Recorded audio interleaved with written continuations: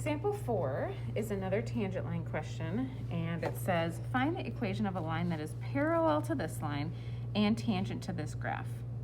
All right, so if a line that we draw is parallel to this line, we need to know what the slope of this line is, and then we need to copy it. So that's the first thing I'm gonna do is find the slope. And I'll find the slope by just solving for y.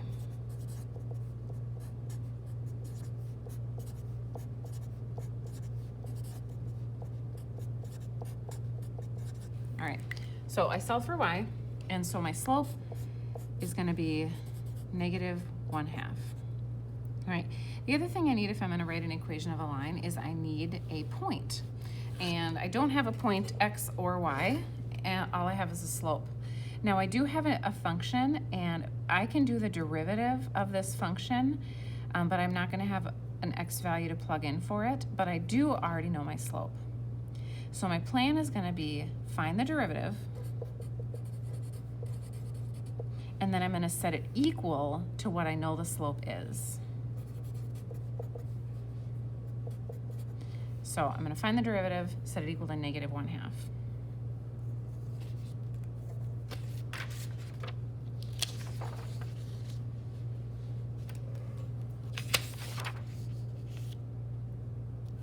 All right, because I want to apply the power rule, I need to set up for the power rule. So the first thing I'm going to do is rewrite my radical in fractional exponent form, which is 1 over x to the 1/2.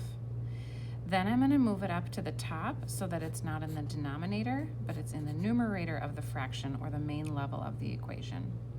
Now I'm ready to apply the power rule and find the derivative. So the power rule would be take the -1/2, move it to the front, x, and then 1 less than -1/2 is -3/2. I'm going to simplify this. So 1 over 2 negative, and then bring that x to the bottom. Okay, so my plan was, once I had the derivative, I already know what the slope is, so I'm going to set this equal to the slope. So this is my derivative, and this is my slope. Now I need to solve for x. So I'm going to solve for x by saying cross products are equal. So -2 equals -2x to the 3/2. I'm going to divide both sides by -2.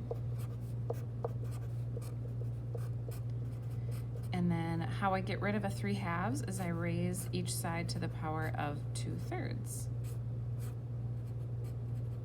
3/2 times 2/3 is 1. 1 to the 2/3 is 1. So my x value of my point is 1. I need a y value. So I find a y value by plugging my x value into the original function.